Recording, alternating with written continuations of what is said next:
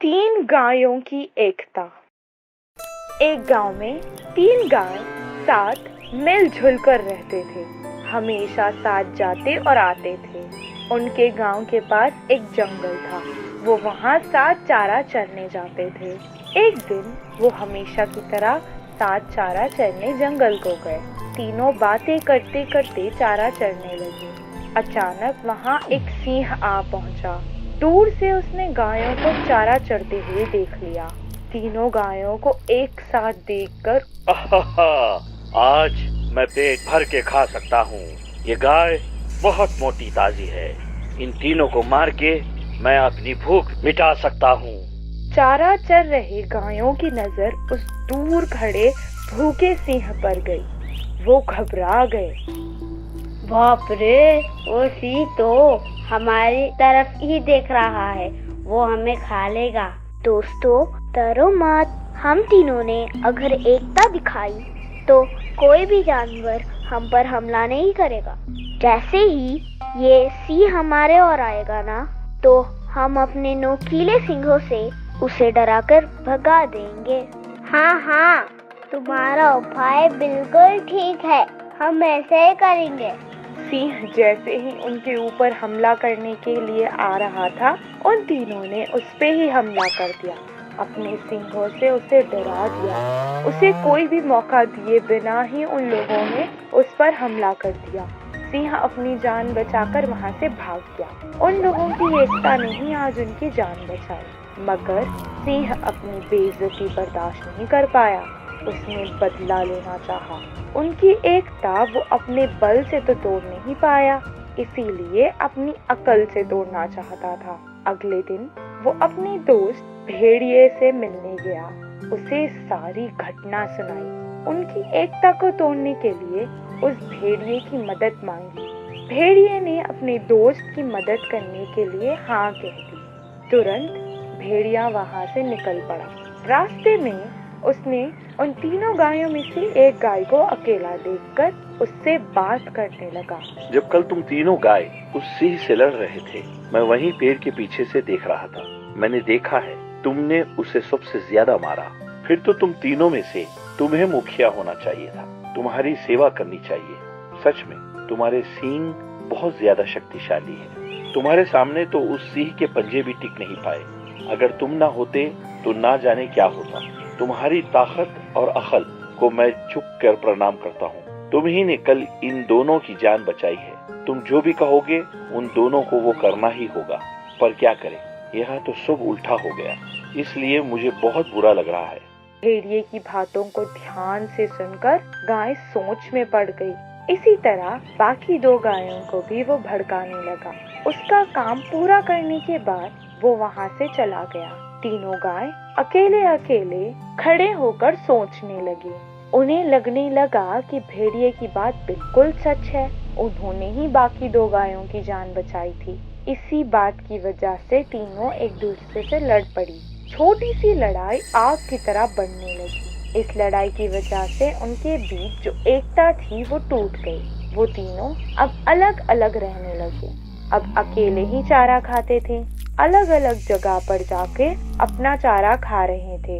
इन तीनों को देखकर ये अनुमान लगाना बहुत आसान था कि उनकी एकता अब नहीं रही। सिंह ने इसका पूरा फायदा उठाया। उसका उपाय सफल रहा। अब वो आराम से शिकार कर सकता था। सिंह ने भेड़िए को शाबाशी दी। जैसा उसने सोचा वैसा ही हुआ। तीनों पर अलग अलग हमला करके उन्हें मार कर इसीलिए कहते हैं कि एकता में ही बल है। खरगोश और कछुआ की दौड़। एक दिन जंगल में खरगोश रहता था। उसको बहुत गर्व था कि वह बहुत तेजी से भाग सकता था। लेकिन कछुआ बहुत धीमे और नादान था। इसलिए खरगोश हमेशा उस कछुआ को छेड़ता था। इतने धीरे से चल रहे हो, क्या तुम कम से कम इस जगह से दूसरे जगह जा पाओगे? इस तरह उसको छेड़ता था। तुम इतने धीरे चलते हो कि कभी भी कहीं भी सही समय पर नहीं पहुंच पाओगे, बोलकर हंसती थी। तुम अगर मेरे साथ दौड़ लगाओगे मुझे तुम्हें हराना बहुत आसान है, ऐसे खरगोश बहुत गर्व से कहता था। ठीक है दोस्त, तुम्हारे खुशी को रोकने वाला मैं कौन हूँ? उस दौड़ लगाने के लिए मैं भी तैयार हूँ। ऐसे कहकर कछुआ भी दौड़ के लिए तैयार हो गया। सोच लो, बाद में ऐसे भी चल नहीं पाओगे, ऐसे खरगोश कछुआ को छेड़ता था। उसको जीतना मुश्किल है, ये मालूम होते हुए भी कछुआ ने दौड़ के लिए आगे बढ़ा। ये बात पूरे जंगल के जानवरों के बीच फैल गया था। कुछ जानवरों ने कछुए दौड़ लगाने के लिए अपमान करता था, लेकिन कुछ और जानवरों ने उस कछुए को प्रोत्साहन भी करता था। दौड़ लगाने वाले दिन जंगल के हर एक जानवर उस दौड़ देखने के लिए उस जगह के पास आ पहुंचे। खरगोश बहुत गर्व के साथ उस मैदान में आया, लेकिन कछुआ ने बहुत विनय और धीरज के साथ मैदान में आ पहुंचा और बंदर को खेल की मध्यस्थ की तरह दोनों जानवरों ने चुने। दौड़ शुरू होते ही खरगोश उसके तेज रफ्तार शुरू किया, लेकिन कछुआ धीरे धीरे चल रहा था।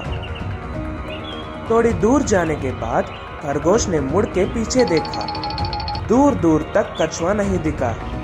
हा हा हा, मेरे साथ कभी भी वो कछुआ नहीं जीत सकता। मैं क्यों अपने शरीर को तकलीफ दूं?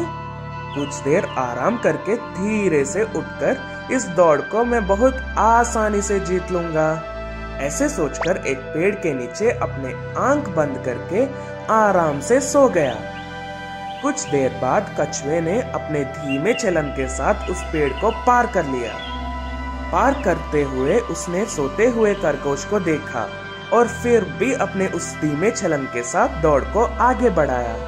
ऐसे ही चलते चलते समाप्त रेखा के पास पहुंच गया। जब कछुआ समाप्त रेखा के पास था, खरगोश अपने नींद से उठ गया।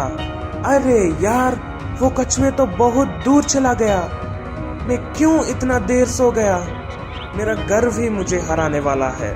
ऐसे कहकर अपने तेजी रफ्तार शुरू किया, लेकिन जब तक वह खरगोश आया, कछुए ने समाप्त रेखा को पार कर लिया।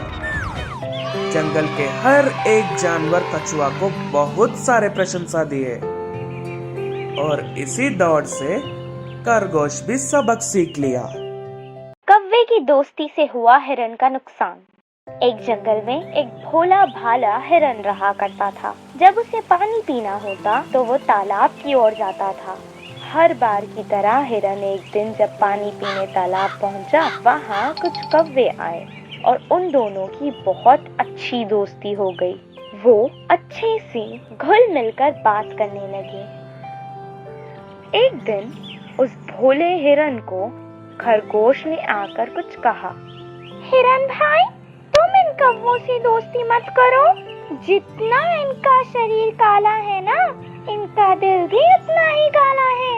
पहले भी ऐसे ही दोस्ती करके बहुत सारे जानवरों से इन्होंने विश्वासघात किया है। ये तो सच है कि सच हमेशा कड़वा ही होता है। हिरन ने उसकी बात नहीं मानी और वो रोज उन कौवों से मिलता रहा और उनकी बातों में आ गया। एक दिन कौवे कहीं जा रहे थे तो उन्होंने हिरन को भी अपने साथ आने के लिए आमंत्रित किया। हिरन बिना कुछ सोचे समझे उनके पीछे पीछे निकल गया। वो कौवे पास के खेत में दाना चुगने जा रहे थे। खेत की सारी फसल को कौवे नष्ट कर रहे थे। हिरन को ये बात अच्छी नहीं लगी। दोस्तों, ये जो तुम कर रहे हो गलत है। किसान ने कितनी मेहनत की होगी इस फसल को उगाने के लिए, इसे बर्बाद मत करो। किसान फसल उगाता ही है, आधा उसके लिए और आधा हमारे लिए। इसमें कुछ गलत नहीं है। आओ तुम भी थोड़ा सा खा लो। कौवों ने हिरन की बात नहीं मानी। अचानक उसकी नजर उसकी ओर आते किसान पर पड़ी। आकाश में उड़ने वाले कौवों ने भी उसे देख लिया था और वो तुरंत उड़ गए।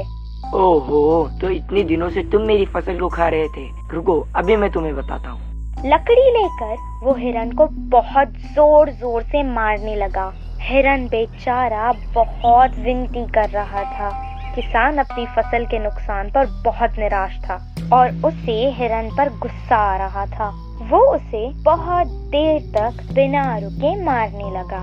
इस कहानी से हमें ये शिक्षा मिलती है कि बुरे लोगों के साथ अगर रहोगे तो वो तो बच जाएंगे पर तुम फंस जाओगे।